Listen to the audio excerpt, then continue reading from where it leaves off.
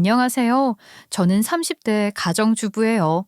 저는 요즘 사람들은 정말 잘해주면 바보로 안다는 게 사실인 것 같아요. 상대방이 친절하게 대해 주었을 때 겸손하게 받아들여야만 하는데 꼭 선을 지키지 못해 망하게 되는 사람들 어디서나 볼 수 있었죠. 저는 그걸 저희 남편과 시댁을 통해 볼 수가 있었어요. 평소 그렇게 저와 엄마를 무시하고 거기다 남편은 저희 엄마에게 쓰는 돈은 그렇게 아쉬워했었으면서 시어머니에게는 별의 별 돈을 다 드리고 살고 있었더라고요. 저희 엄마가 그래도 사위라고 얼마나 잘해주었었는데 참다 참다 이건 아니다 싶어 터트리게 되니 이제는 남편도 시어머니도 찍소리 못하고 살고 있답니다. 그러게 처음부터 오는 게 있어야 가는 게 있다고 우리가 잘해주었을 때 같이 잘해줬으면 좀 좋았겠어요. 저희 엄마는 지금 가정주부로 계시는 중이에요. 서울에 사시다가 저 독립하고 나서 바로 시골로 내려가셨는데요.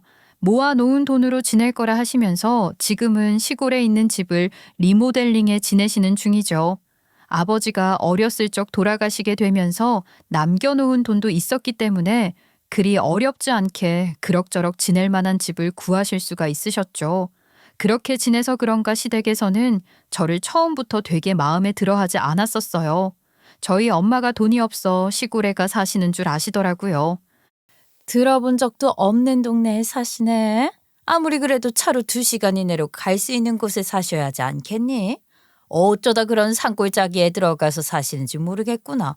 예, 너도 그럼 그런 시골에서 나고 자란 거니? 아니요, 어머님. 저희 다 서울에서 살고 있었는데 엄마는 저희 형제 다 컸으니까 쉬고 싶으시다 하시면서 공기 좋은 곳으로 가신 거예요. 아무리 그래도 그런 깡시골까지 가서 사시는 이유가 뭔지 나는 참 궁금하네. 경제적으로 상황이 안 좋으신 거 아니니? 나중에 너네한테 손 벌리는 거 아닐까? 나는 그런 부분이 걱정이 되는구나. 걱정하지 않으셔도 돼요. 그런 부분으로 걱정 끼치지 않으실 뿐이에요. 그래, 그런 소리 안 들리게 중간에서 네가 잘 처신해라. 아이고, 영 못 믿어서 말이지. 시댁에서는 건물 한 채를 가지고 있었는데요. 지금은 쉬고 계시는 시아버님이 이전에 일하실 때 마련해 놓으신 거라 해요. 건설업 쪽 회사를 차려 운영 중에 있으셨는데 지금은 저희 남편에게 물려주고 쉬고 계시는 중이랍니다.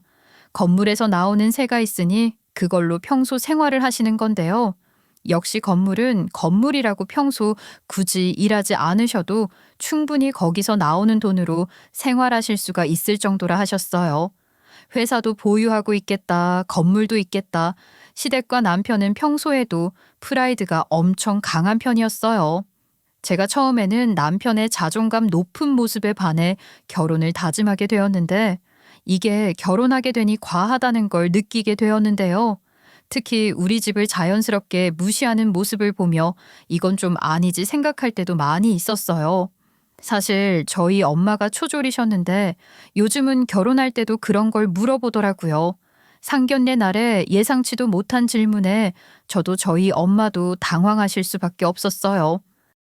저와 이는 모두 서울에 있는 대학교를 졸업했고 저희 아들 역시 인서울로 대학 졸업을 시켰거든요.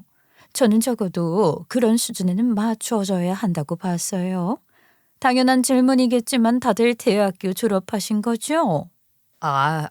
저는 제가 어렸을 때 가정 사정이 별로 좋지 않았어요.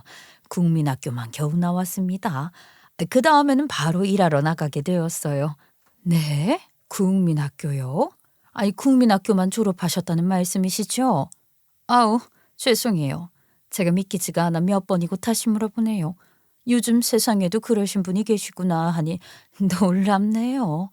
근데 초등학교만 졸업하셨으면 며느라가 역시 교육의 부재가 좀 있었을지 않았나 걱정이 되네요.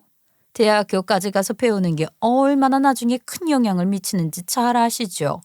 이게 또 우리 손자의 미래가 될 수 있는 문제라서요.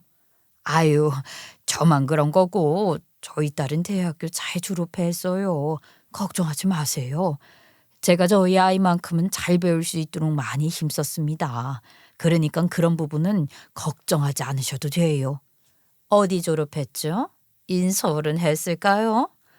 간혹 학점이 제대로 나오지 않아 늦게 졸업하는 아이도 있다 들었는데 며느라가가 될 아이가 그럴까 걱정인데요. 인서울로 잘 다녀왔습니다. 졸업도 잘했고요. 제가 문제없이 잘 키웠습니다. 무슨 회사 면접 보는 자리도 아니고 무슨 저희 엄마를 취조하듯 질문을 하더라고요. 표정 관리는 오히려 제가 더 잘 되지 않았었어요. 이뿐 아니라 저희 아버지가 돌아가신 것까지도 시시콜콜 이야기를 꺼내시는데 원래 상견례가 이렇게 숨막히는 건가 했다니까요. 사돈 어른이 조금 일찍 돌아가신 것 같던데 아빠의 빈자리를 크게 느끼진 않았을까 하네요. 아니 그게 다 애정과 관련해 눈에 보인다 하는데 그런 건 따로 없나요? 아이 아빠 없는 동안 제가 그 자리 채우려고 엄청 많이 노력했는걸요. 그러니 걱정하지 마세요. 시집 가서도 뭐든 다 잘 해낼 아이랍니다. 그렇게 말씀하신다면요. 아유, 걸리는 부분이 한두 가지가 아니지만 우리 아들이 좋다 하니 뭐 제가 감안하고 들어가야죠. 이렇게 말씀하시는데 정말 저도 모르고 욱할 뻔한 거 있죠. 저희 엄마한테서 저를 사가는 사람도 아니고 이거저거 재고 따지며 마음에는 안 들지만 우리 아들이 좋다 하니 어쩔 수 없이 받아준다. 이런 느낌으로 말씀하시는 거예요. 그렇게 결혼한 후에도 마찬가지였어요. 어찌나 잔소리를 하는지 특히 애 보는 걸로 엄청 잔소리를 해댔었죠. 저희 엄마가 평소 시골에서 혼자 계시다 보니 당연히 적적해 하시기 마련이잖아요. 그런 것도 있고 제가 친정엄마가 더 편했던 것도 있어 아기를 낳았을 때 저희 엄마가 주로 봐주시게 되었어요. 시어머니는 아이 낳았을 때만 병원에 잠깐 오시더니 그 다음부터는 깜깜무소식인 거 있죠. 그러더니 대뜸 전화해 또 하나하나 참견하시는 거예요. 예, 아직도 우리 손주는 안사돈이 돌봐주고 계신 거니? 네, 어머님. 제가 아직 완벽하게 회복이 되질 않아서요. 그리고 저 복직도 하고 하려면 계속해서 부탁을 드려야 할 것 같아요. 그러지 말고 베이비시터를 구해라.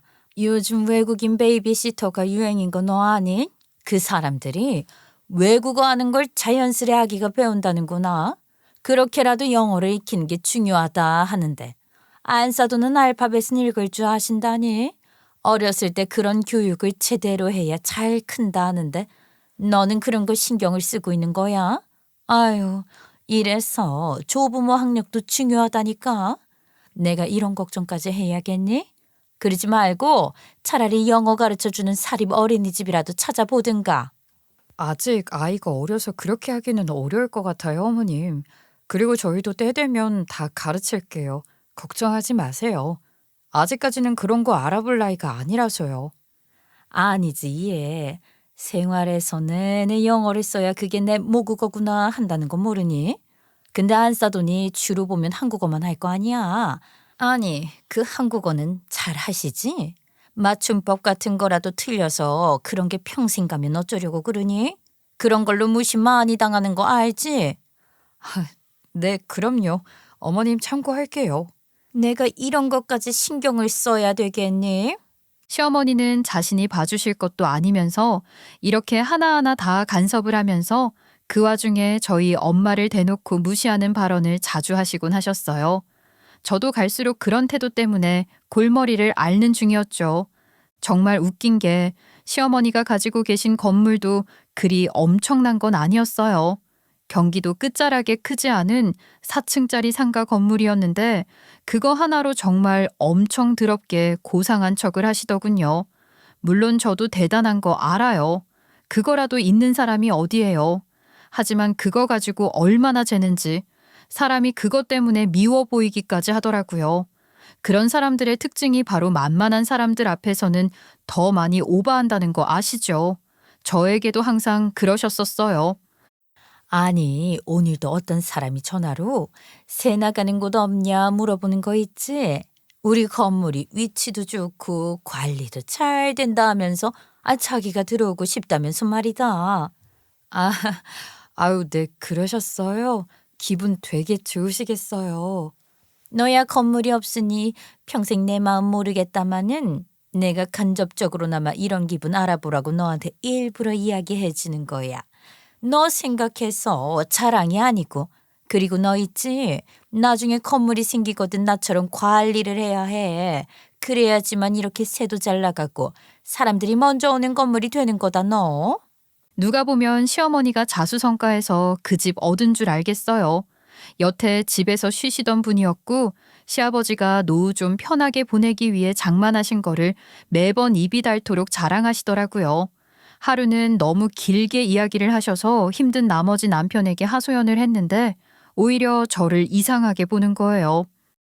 엄마가 너한테 도움이 되는 이야기 해주시는 건데 아이 너야말로 너무 안 좋게 생각하는 거 아니야? 그게 아니라 그냥 자랑하시려는 것 같다니까.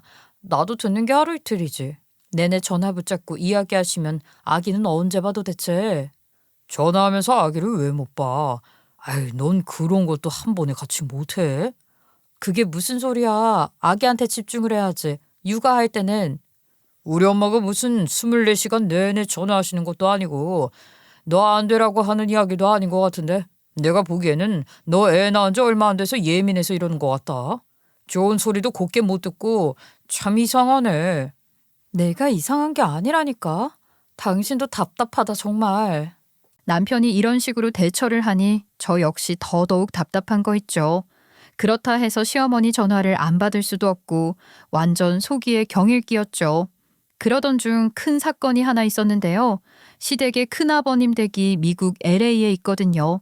지난번에 시부모님들이 큰아버님의 초대를 받아 미국에 10일 동안 여행을 다녀오셨었는데요. 갑자기 여행 선물을 준다 하시면서 저희 친정 엄마에게 가신다 하는 거예요. 이게 무슨 일인가 싶었는데 저희 엄마에게 이야기하니까 엄마는 바로 딱 뭘 원하는지 알더라고요. 다른 게 아니라 자랑할 사람이 없어 자기한테라도 하러 오는 거다 그러셨어요. 저도 그 이야기를 듣게 되니 정말 그런 거구나 하는 걸 느끼게 되었죠. 결혼 전후 한 번도 관심이 없더니 그렇게 다 같이 친정 엄마네로 향하게 되었어요. 무슨 고급 홍차를 사오셨더라고요. 그러더니 엄마한테 밀크티를 같이 먹자는 거 있죠. 평소에 드시지도 않던 분이 그러니까 왜 저러시나 싶었어요. 레드티에 미역 넣어주세요 사돈. 이러는데 저 진짜 뿜을 뻔한 거 있죠. 홍차는 블랙티라고 하잖아요. 근데 웬 레드티? 게다가 밀크 발음을 미국인이 하면 약간 미역 같은 발음이 나는 거 있죠. 그걸 따라한답시고 가짱게 발음을 굴려 굳이 미역이라 발음하는 거예요. 그 수가 정말 뻔하다 싶었어요. 어떻게든 자랑하고 싶은 거겠죠.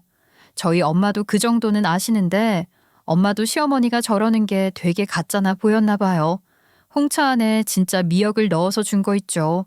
저는 딱 보고 엄마가 일부러 그런 게 눈에 보여 웃음을 꾹 참고 있었는데 시어머니는 노발대발 난리가 났더라고요. 미역? 어머 밀크 우유 몰라요? 역겨워.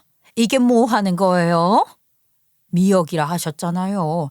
아이 저는 그래서 미국에서는 원래 이렇게 이상하게 먹는 줄 알았죠. 이거 아닌가 봐요. 말이 되는 소리를 하셔야죠. 누가 홍차에 진짜 미역을 넣어 먹어요? 아 이건 못 먹고 다 버리게 생겼네. 이래서 내가 못 배운 사람들하고는 상종을 하기가 싫어. 어머 미안해요. 아휴 내가 몰랐네. 발음이 안 좋아서 미역인지 밀크인지 내가 알 수가 있어야죠. 뭐라고요? 아 제가 내내 영어로 했으면 당연히 밀크라는 것도 아셔야죠. 아 그리고 원래 홍차에 우유 들어가는 건 모르세요? 엄마는 천연덕스럽게 그러거나 말거나 자기 얘기만 잘 하시더라고요. 보는 내내 고소하다 싶었어요. 근데 그날 이후로 갑자기 저희 남편까지 우리 엄마가 무식하다 무시를 하기 시작하는 거예요. 어떻게 그런 것도 모르시냐 하시면서 말이에요. 설마 저희 엄마가 진짜 몰라서 그러셨겠어요. 뻔히 시어머니가 자랑하는 거 아니까 그렇게 대처하신 거죠. 근데 그 엄마의 그 아들이라고 우리 엄마를 깔보듯 이야기하는 거예요. 사실 저희 엄마가 집에서 같이 지내시면서 전반적으로 육아를 도와주시고 제가 다시 취업을 하려 했었는데요. 남편과 시모가 못하게 하게 되면서 저는 결국 지금 주부로 지내는 중이거든요. 그 당시 이제 막 돌진한 애한테 영어 교육 가능한 시터를 붙여야 한다는 둥, 적어도 대졸은 한 시터가 옆에 있어야 한다는 둥 그런 말을 하는 거예요. 이제 우리 엄마 말대로 시터 붙였으면 좋겠는데. 모르는 사람한테 애를 어떻게 맡겨. 내가 그거 싫다고 해서 우리 엄마한테 부탁드린 거잖아. 그리고 시터 부르면 돈이 얼마인 줄은 알아? 그렇다고 장모님이 계속 애를 키워? 그 옆에서 애가 도대체 뭘 배우라고? 지금 그게 무슨 말이야? 지금 우리 엄마한테서 배울 게 없다는 거야? 아이, 솔직히 그렇잖아. 국민학교만 겨우 나오셨다며. 당연히 아시는 게 많지 않을 텐데 애들 뇌 발달은 1살부터라고 하잖아. 잘 좀 생각해봐. 참, 우리 엄마를 무시해도 유분수지. 우리 엄마도 시터에게 배우면서 잘하는 게 더 좋을 거라 하셨어. 그리고 솔직히 내 아이인데 내가 그 정도도 참견 못해? 그래, 알겠어. 시터 구할게. 이렇게 제 속을 박박 긁어놓고는 엄마가 시골에 있는 집으로 돌아가시고 난 뒤 저에게 갑자기 일하지 말고 애나 돌보라는 거예요. 이제 와서 무슨 소리냐? 안 그래도 경력 단절됐는데 그대로 내버려 두라는 거냐 했더니 엄마가 옆에 있어야 한다며 저더러 육아하면서 교육도 하라는데 진짜 답답하다 싶었어요. 그렇게 제가 일을 하지 않게 되면서 집에서 육아와 집안일을 하고 있으니까 남편 입장에서는 제가 노는 것처럼 보였나 봐요. 하나부터 열까지 계속 심부름을 시키는 거예요. 회사 일 때문에 바쁘니까 동사무소에 가야 하는 일이나 은행에 가야 하는 일은 모조리 저에게 떠맡기곤 했죠. 속이 부글부글 끓는데도 싸우기 싫으니까 다 들어주는 중이었어요. 그러던 중 하루는 저에게 은행 ATM 기계에 가서 통장 정리 좀 해오라 하더라고요. 저희 집 가게 통장이었는데 남편 명의로 되어 있었거든요. 집의 경제권은 남편이 가지고 있었고 저는 생활비 받아 쓰는 중이었고요. 연말이라 돈 정리할 게 많아서 그런가 보다 싶었어요. 그렇게 은행에 가 통장 정리를 해주었는데 어떤 사람에게 300만 원씩 달마다 붙이고 있더라고요. 누군가 해서 이름을 보니 시어머니이신 거예요. 적은 돈도 아니고 무려 달에 300만 원이나 나가는 거면 정말 마이너스가 큰데 왜 이런 짓을 했나 싶어 퇴근한 남편에게 바로 따져 물었어요. 당신, 이거 뭐야? 왜 어머님한테 매달 300만 원씩 붙였어? 아, 그거? 엄마 건물에 사람들이 갑자기 다 빠진다 하잖아. 그 근처에 폐기물 매립장 생긴다 하더니 그것 때문에 말이 많아서 다 저번 계약까지만 하고 나갔다 하대. 그래서 계약하는 사람도 하나 없다고 하고. 그거랑 어머님한테 돈 보내드리는 거랑 도대체 무슨 상관이야? 똑바로 설명해. 설명 다 했으니까 알 거 아니야. 우리 엄마가 건물 운영하기가 힘든 상황이라니까. 파셔야 할지도 몰라. 그것도 엄청 헐값에. 아, 그러게 왜 거기에 그런 걸 지어가지고. 아이, 나 참. 어머님이 건물 운영하기 힘든데 왜 우리가 돈을 붙여드려야 하냐고. 설명을 제대로 해줘야 할 거 아니야. 아, 왜 이해를 못해? 우리 엄마 불쌍해서 300만 원씩 보내드리는 거야. 이것도 사실 건물 월세 받던 거에 비하면 이 정도는 세 발의 피지. 더 드리고 싶은 거 우리 가족을 위해서 나도 많이 참은 거라고. 원래 넉넉하게 살던 사람이 갑자기 쪼들리면 힘들어져. 아, 너는 니네 시어머니가 힘들었으면 좋겠냐? 그게 왜 그렇게 이어지는 거야? 아, 우리는 돈이 남아 돌아? 그리고 우리 엄마한테는 30만 원 주면서 1년 가까이를 부려먹어 놓고 300만 원이나 드릴 만한 일이야 이게? 너 이래서 나한테 갑자기 시터 못 구한다고 한 거지? 어머님한테 돈 드려야 하니까 여기에 쓸 돈이 없어서. 다른 것도 아니고 아기 키우는 게 먼저지. 어떻게 너네 집이 먼저야? 내가 또 이런 걸 설명해줘야 해? 너 회사 구직할 때 봐봐. 고졸이랑 대졸이랑 대우가 달라. 주는 페이부터 다른데.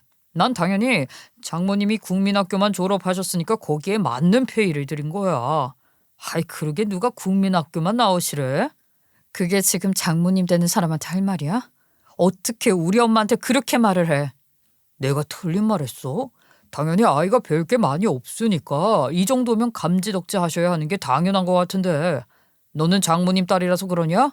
대학교도 졸업했다는 애가 내가 이런 걸 설명해줘야 할 정도로 멍청하네. 너 지금 말 다 했어?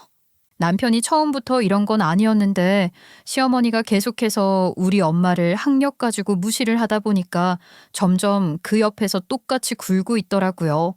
더 이상 참으면 엄마 볼 면목이 없겠다 싶어 저도 참지 않고 이혼해야겠다 생각을 하게 되었어요. 이런 일이 계속해서 정도가 심해지게 되니 저도 도저히 못 참겠다 싶었거든요.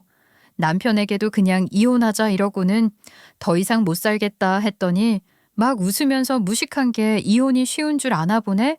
네가 이혼해서 퍽이나 잘 살겠다. 헛소리 하지 말고 잠이나 자 이러는 거예요. 끝까지 저를 무시하는 태도에 더는 참을 수가 없겠다 싶었죠. 화도 났었지만 속상한 마음도 컸기 때문에 이혼 의사도 알릴 겸 엄마에게 전화를 걸었어요. 아이고, 이 시간에 무슨 일이야? 김서방이랑 싸우기라도 한 거야? 엄마, 나 더 이상 이 사람이랑 못 살아. 이혼할 거야. 얘는 갑자기 왜 이혼 이야기를 해? 여태까지 잘 지냈으면서 무슨 일이 있었어? 우리 집을 무시해도 유분수지.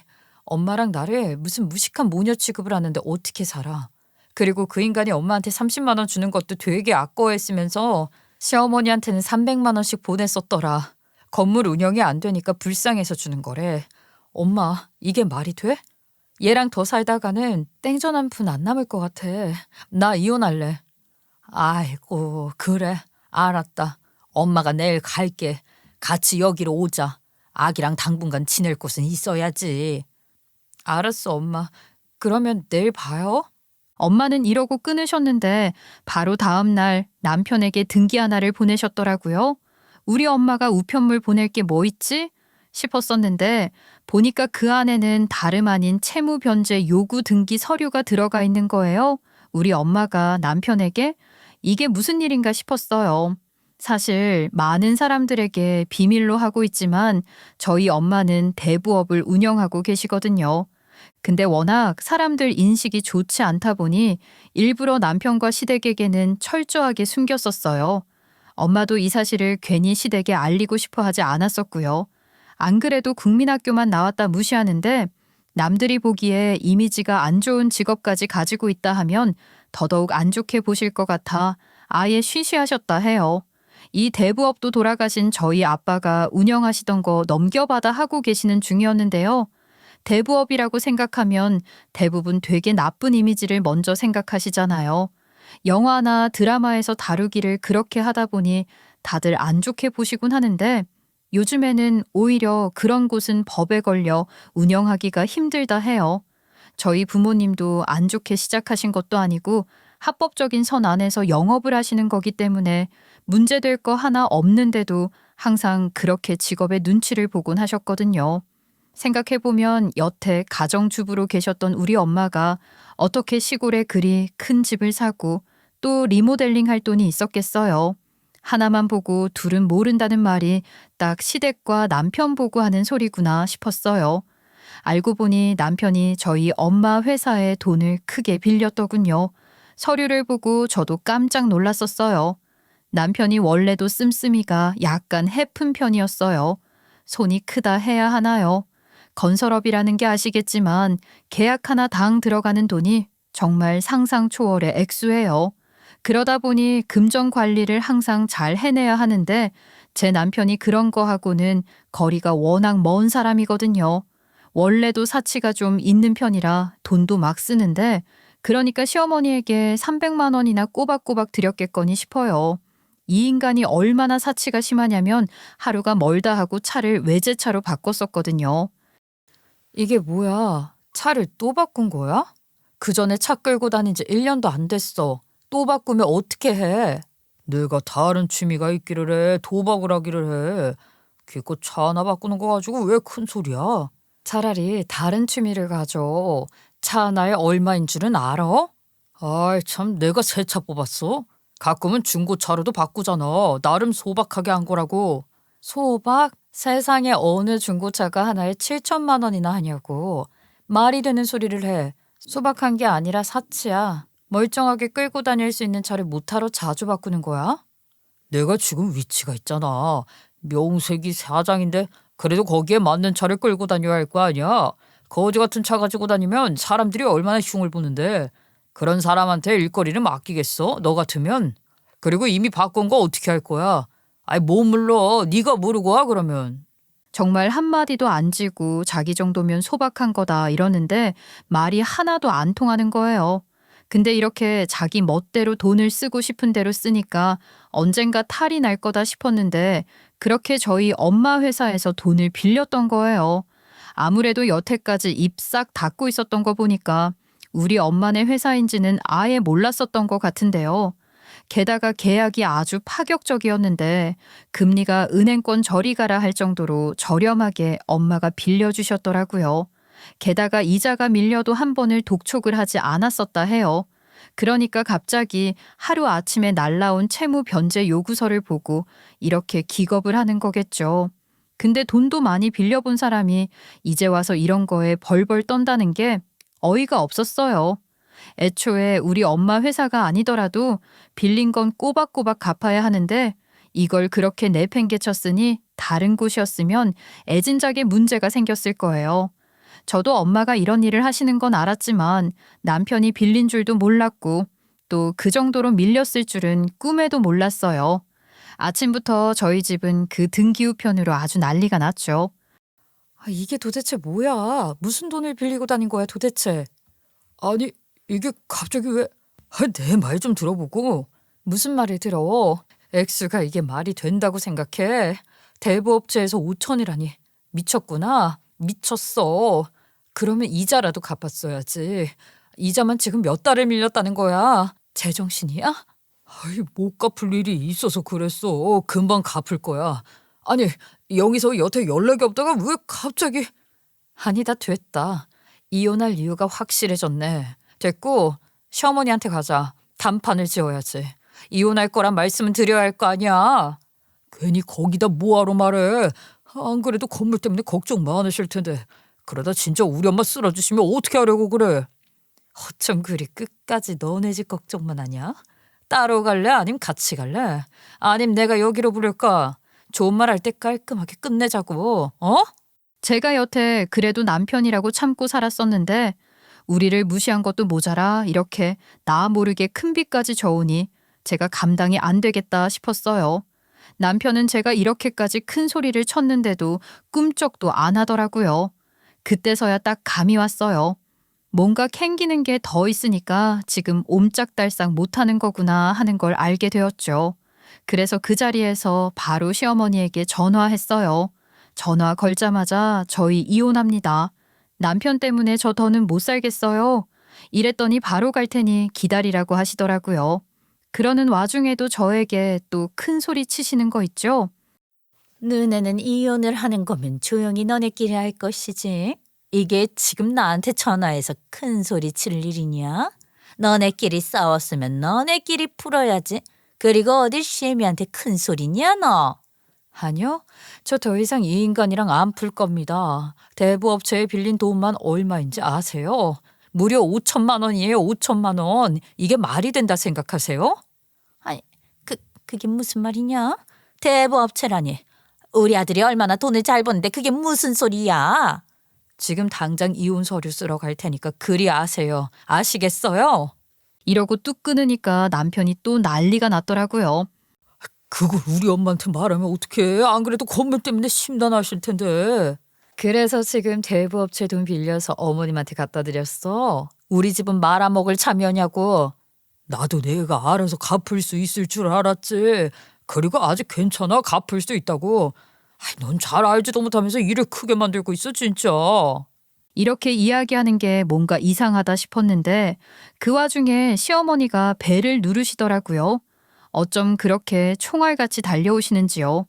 이혼 이야기에다가 대부 빚 이야기까지 들으니 뒤로 넘어가시기 전에 찾아오셨구나 싶었어요. 문 열어드리자마자 저는 뒤로 한 채 바로 남편에게 뛰어가셨어요.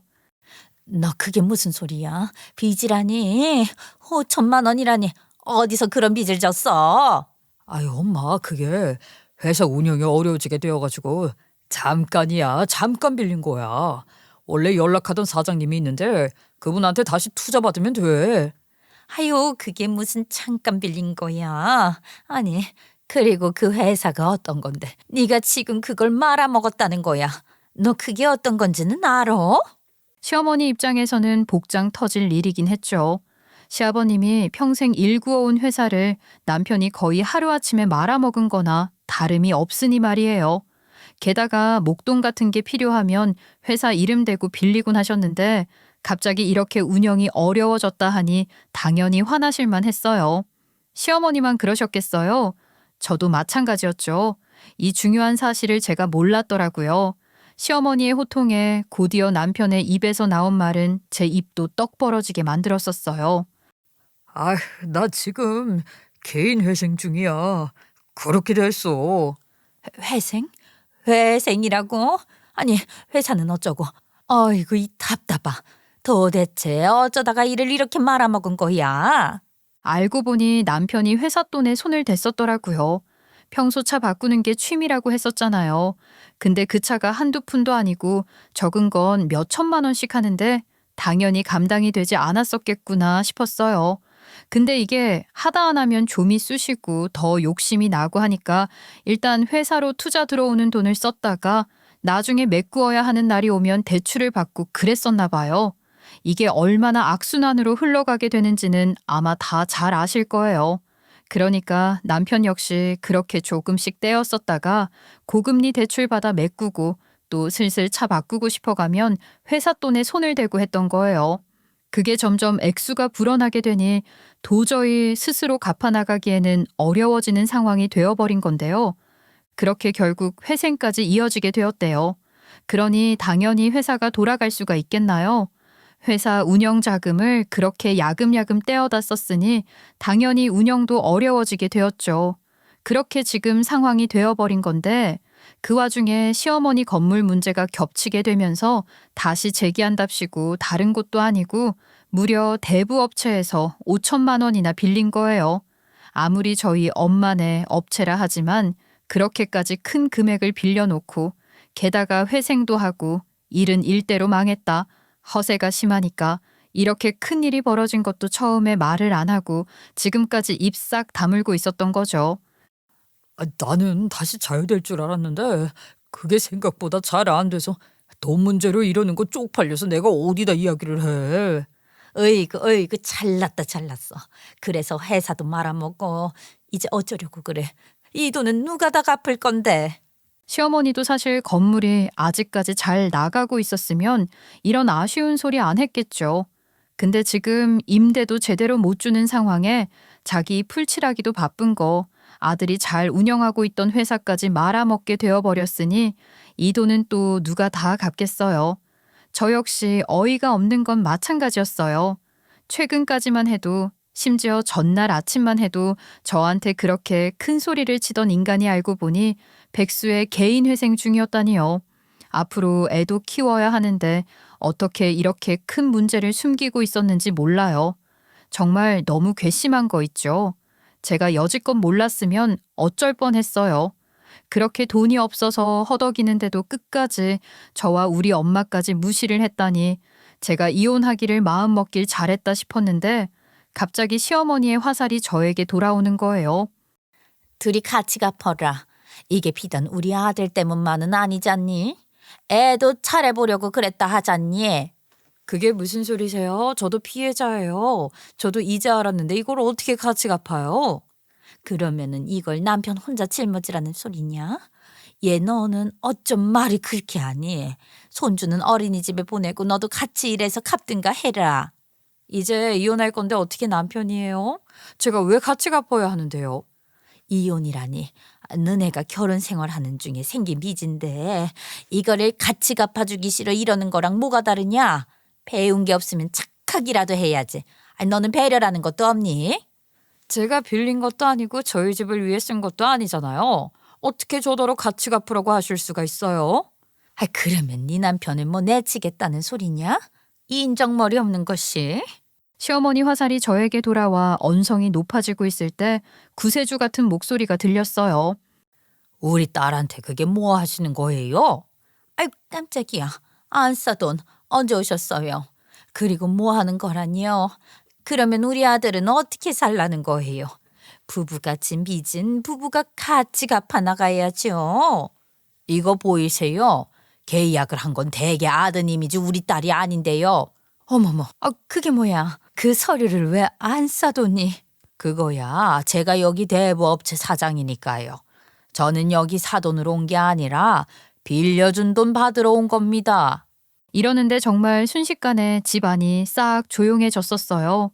그렇게 정적이 조금 흐른 다음 저희 남편이 바로 눈치 빠르게 저희 엄마 앞에 납작 엎드리는 거예요. 그러더니 싹싹 비는 거 있죠. 아이고, 장모님이 대표님이셨구나. 제가 몰라 뵙습니다. 아이, 어떻게 이런 우연이. 너무 다행이네요. 제가 때가 되면 갚으려고 했었는데 생각했던 만큼 잘 되지 않아서 금방 갚으려고 했습니다. 자네, 우리가 얼마나 기한을 오래 줬는지 자네가 제일 잘 알 텐데. 무엇보다 이자 갚아야 하는 기간에도 우리가 조용히 여태 넘어가 줬던 것도 이미 다 알지 않나? 그럼요, 장모님. 제가 다 알죠. 그러니까 제발 저 좀 살려주세요. 예? 됐고, 나 이 정도면 오래 참았네. 내가 등기 우편 보낸 거 봤지? 여태까지 이자 안 낸 거 내가 아무 소리도 안 했는데 나 더는 못 기다리네. 지금 당장 밀린 이자 싹 다 갚게. 저도 아침에 남편에게 온 등기우편을 보고 깜짝 놀랐었거든요. 엄마 이름으로 왔길래 어리둥절했는데 서류 내용을 보니까 채무변제 요구 서류라 더 당황할 수밖에 없었어요. 여태 한 번도 남편이 돈 빌렸었단 이야기를 하지 않았었거든요. 저도 갑자기 이게 무슨 일인가 싶었었는데 알고 보니 남편이 초반에 이자를 좀 내다가 최근에는 아예 내지 않았었다 하더라고요. 원래 대부업체가 연체 이자율이 더 센 편인 거 다 잘 아실 거예요. 그러다 보니까 남편이 한 번에 내기에는 당연히 감당이 안 되었을 텐데요. 그 사이에서 시어머니가 바로 우리 엄마한테 따지더라고요. 이게 무슨 일인가요, 안사돈? 뭘 물어보고 그러세요? 이 상황과 서류를 보고서도 모르시겠어요? 다 아실 텐데요. 김서방이 저한테 돈 빌려가서 여태 제대로 안 갚았다는 이야기 하고 있는 겁니다만. 아니, 이게 무슨 소리야? 너 지금 사돈 내에서 돈을 빌린 거야? 그 큰 돈을? 엄마, 나는 대부업체에 빌린 거지 장모님한테 빌린 게 아니야. 뭘 잘했다고 큰 소리야 너는. 너 두고 보자. 저 안사돈, 그러지 마시고 다시 천천히 이 얘기를 좀 나눠보시는 게 어떨까요? 예? 대체 무슨 이야기를 나눠요? 나눌 이야기가 있나요? 그러면 안사돈이 대신 갚아주실 건가요? 여태 밀린 원금과 이자 전부 다 지급해 주시죠, 그럼. 시어머니도 지금 큰 소리 칠 수가 없는 게 건물 임대 상황이 별로 좋지 않다 했었잖아요. 그게 아무래도 문제가 생겨 오히려 팔아서 생계를 꾸려 나가야 하나 고민할 정도라 하는데 지금 당장 아들이 진빚까지 갚으라 하니 시어머니마저 납작 엎드릴 수밖에 없는 상황이었죠. 아유, 아니에요. 이해 좀 해주십사 하는 거죠. 저희 아들이 다 망하자고 그렇게 빌렸겠어요. 집단에도 잘 해보려고 했었는데 잘 안 됐다 하더라고요. 가정을 먹여 살리느라 그런 건데 우리가 좀 이해해줘야 하지 않겠어요? 가정을 먹여 살려요. 이보세요. 제가 아무것도 모르는 줄 아셨나 본데요. 매달마다 안사돈께 300만 원씩 붙였다 하더라고요. 저희 사위가. 아니, 그건 제가 지금 건물 있는데 임대가 안 들어와서 생활비 마련하기가. 제가 여기서 일한 건 고작 30만 원 받았어요. 아세요? 그거마저도 주기 아까워했던 게 김서방이에요. 제가 거기까지는 잘 몰랐어요. 정말 미안합니다, 사돈. 미안할 일이 이제 뭐가 있겠어요. 저는 제 돈 다 받으렵니다. 제가 이전까지는 우리 딸을 봐서라도 기한이 넘어가도 봐주려고 했었는데 더는 그럴 일 없을 것 같네요. 김서방, 오늘 안에 변제 부탁하네. 아이, 장모님, 제가 갑자기 그런 큰 돈을 어디서 이자도 못 갚는 중에 어떻게 그러겠습니까? 아이, 다 서로 잘 되자고 우리 아들이 빌린 건데 가족끼리 정이 있죠. 결국 못 갚겠다는 이야기를 서로 하고 있는 거예요. 그러더니 엄마가 크게 한 방 먹였어요. 아이, 왜요? 왜 다 제때 못 갚으세요? 안사돈은 대학교도 나오셨다 하는 분이 건물 관리도 제대로 못 하셔야 되겠어요. 아니, 무슨 말을 그렇게. 그리고 김서방, 대학교도 나왔다는 사람이 회사를 말아먹으면 쓰겠나? 회사 관리도 못하는데 대학교는 뭐하러 나왔어? 아이, 둘 다 국민학교 나온 사람 돈도 못 갚을 거면 대학교는 뭐하러 나오셨나 몰라요. 이렇게 이야기하니까 시어머니가 얼굴이 시뻘개지시더라고요. 그래도 끝까지 자존심 꺾이는 건 도저히 못하겠다 싶으셨나 봐요. 안 써도니 그렇게 돈을 잘 버시면 우리 아들 내외 좀 도와주지 그러셨어요. 오죽하면 사돈이 하는 대부 회사에서 돈을 빌렸겠습니까? 아이고 어이가 없어서 그 큰 돈 빌려주고 여태까지 제가 이자도 안 받고 살던 거 가만히 있었던 건 아주 생각도 안 하시네요. 아이 됐고요. 저도 댁들 같은 집에 우리 딸을 보낸 게 아주 천추의 한이네요. 대학교 졸업한 집안이라고 저를 그렇게 무시하시길래 나라가 망해도 우리 딸은 굶어 죽지 않게 해주려나 했는데 지금 사위하는 걸 보니 우리 딸은커녕 손주도 굶어 죽게 생겼네요. 두 아이 제가 데려갈 테니까 그리 아세요. 제가 전날에 이미 이혼할 거라 선언한 상태라 어지간한 짐은 다 싸져 있었거든요. 엄마가 저에게 나오라고 고갯짓을 하시길래 저도 그대로 아이와 전날 밤새 싸놨던 캐리어를 가지고 집 밖으로 나왔어요. 그렇게 엄마 집에서 지내는 중이었는데 남편이 전화로 우스운 소리를 하는 거예요. 나 이혼 못해줘. 누구 좋으라고 이혼해줘. 내가 잘해보자고 돈을 빌린 거지 망하려고 그런 거겠어. 너는 내 아내였으면 그거 다 같이 갚아야 해. 알아? 아이고 이게 무슨 소리야? 돈은 네가 빌려놓고 왜 네가 큰 소리야? 그리고 나 너네 엄마 고소할 거야. 알아? 일부러 나 대부 빌리게 하려고 꼬신 거잖아. 알기는 해. 너네 엄마가 다 이렇게 만든 거라고. 이렇게 엄마 탓을 하길래 제가 무슨 일인가 했어요. 엄마한테 바로 물어봤더니 남편이 우리 엄마 회사에서 그 큰 돈을 빌렸던 비하인드가 있더라고요. 알고 보니 회생 서류를 엄마가 발견하셨던 거였어요. 그러니까 원래 개인 회생을 하게 되면 그 서류를 어디로 받느냐가 채권사에서 지정된 주소에 따라 달라진단 말이에요. 애초에 회사 주소에 신청을 해 놓았기 때문에 제가 모르고 있었는데 저희 남편이 바보 같았던 게 법원에 내야 하는 서류 있잖아요.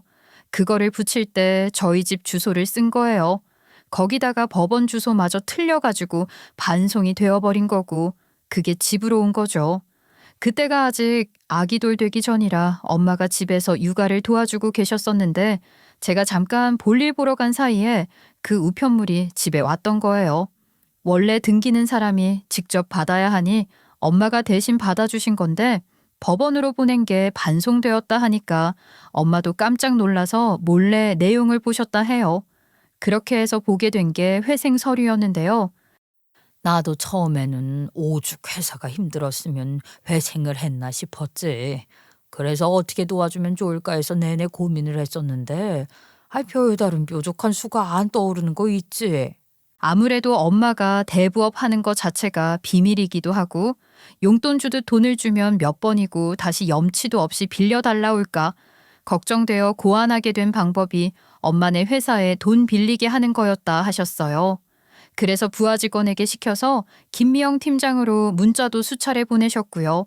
게다가 남편이 잘 보이는 곳에다가 전단 같은 것도 뿌려놓으니까 남편이 냉큼 미끼를 문 거였어요. 엄마도 교묘하게 잘 연락을 했구나 싶었는데요. 문자를 보낸 거 보니 삶이 어려운 사람들을 위해서 파산 회생 중인 분들을 위한 특별 저금리 이벤트로 남편에게 연락을 했던 거였어요. 한도도 높은 편이라고 하니 남편이 냉큼 빌리려고 했던 건데요. 그렇게 빌리고 제 시간에 갚지 못한 것도 엄마가 부하 직원에게 이야기해서 남편에게 독촉 문자 등이 가지 않게끔 하셨던 거예요. 엄마는 나한테 귀뜸이라도 해주지 그랬어.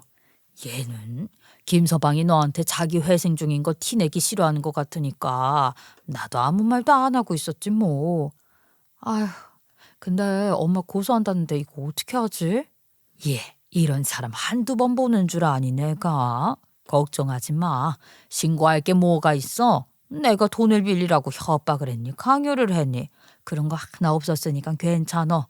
불법적으로 운영하는 곳도 아니라서 손해는 김서방이 다 볼 거다.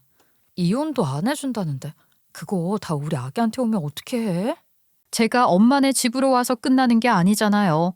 정말 이혼 서류에 도장을 찍어야지만 상황이 끝나게 되는 건데 이거는 그냥 별거나 다름이 없으니까 제가 또 걱정이 많아졌었는데요. 엄마가 큰 결심하신 듯이 그 자리에서 바로 남편에게 전화를 걸더라고요. 그리고 정말 파격적인 제안을 하셨어요. 김서방, 우리 딸이랑 이혼 못하겠다고? 이제야 전화를 하시네요. 네, 못하겠습니다. 이 빚도 다 제가 우리 아들이랑 와이프 먹여 살리려고 빌린 거라고요. 그러니까 당연히 같이 갚아 나가야죠. 그럼 자네 순순히 이혼해주면 내가 여태까지 못 받은 이자는 싹 감면해주겠네. 어떤가? 나쁜 조건이 아닐 텐데. 회생 중에 다시 돈 빌리면 안 된다는 거 잘 알지? 내가 역으로 신고하는 수가 있어. 진흙탕 싸움까지는 나도 가고 싶지 않은데 중간에서 합의 보게나. 정말 여태 밀린 이자는 안 받으신다는 겁니까? 그래, 안 받겠네. 앞으로 갚아야 할 이자도 금리를 낮춰줄 테니까 천천히 갚아 나가는 걸로 하고 우리 딸하고는 이혼해 주라고. 진짜죠? 그 말 물으시면 안 됩니다. 이러고 끊는데 우리 엄마가 정말 너무나 멋있는 거 있죠. 그렇게 이혼 도장을 찍기로 하며 다시 남편하고 만나게 되었는데요. 작성하는 내내 계속 제 눈치를 살살 보더라고요. 그러더니 저한테 끝내 한다는 말이 정말 가관이었어요. 장모님이 진짜 전에 있던 이자 안 내도 된대? 진짜지? 나중에 다른 말 하면 안 된다. 나 다 녹음해놨어. 진짜 기가 막히는 거예요. 끝날 때까지 반성을 하기는커녕 돈에 절절 매는 게 우습다 싶었어요. 언제는 국민학교만 졸업했다고 무식한 사람 취급할 때는 언제고 이렇게 냉큼 납작기니까 볼품 없다 싶기도 했어요.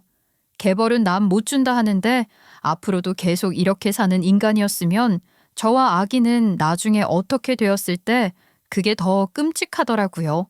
오히려 이 정도에서 알아서 천만다행이다 싶어요. 그렇게 좋아하는 시어머니 모시면서 잘 살겠지 싶네요. 그렇게 저와 남편은 깔끔하게 이혼까지 하게 되었어요. 도장 찍은 이후에도 아기 때문에 따로 연락할 일이 조금 있었는데 그때마다 얼토당토 않는 이야기를 하더군요.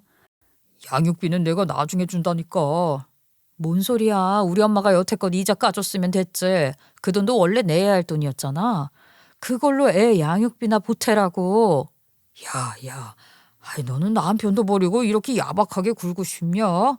그리고 너네 엄마한테 말 좀 잘해봐. 나 요새 좀 힘들어갖고 변제 기한 좀 늘려달라고 말씀드려봐. 너야말로 미쳤냐? 말이 되는 소리를 해. 제 시간에 갚아. 그리고 양육비도 꼬박꼬박 보내고. 이전에는 이렇게까지 돈에 미친 놈은 아니었던 것 같은데 이혼도 했겠다, 밑바닥도 받겠다, 아주 대놓고 돈돈거리더라고요. 정말 더 큰일 나기 전에 알아서 다행이지. 안 그랬으면 정말 우리 아기 돈도 다 가져갔겠다 싶어요. 처음에는 아기 아빠 없이 키우는 게 영 힘들지 않을까 싶었었는데 이것도 해보고 나니 다르구나 싶어요. 오히려 시골 집에 오니까 도심에 대한 걱정 없이 자연의 풀내음과 함께 아기를 키우게 되어 더 좋지 않은가 하는 중이랍니다. 그렇게 학벌 이야기하고 사람 무시했던 전 남편과 전시댁이 없으니까 오히려 살만한 거 있죠. 저희 엄마도 저도 그래도 시댁이라고 나름대로 잘해보려고 열심히 노력했었는데 그쪽에서 저희에게 그거에 반이라도 잘해주었었더라면 이런 일도 없지 않았을까요? 끝까지 자기 좋은 대로 하려는 남편의 모습을 보고 이번에 제대로 정이 떨어져 버렸네요. 여태까지 제 긴 이야기 들어주셔서 감사했어요. 저는 적어도 저희 아이만큼은 남의 호의를 지나치지 않는 아이로 키워보려 하네요.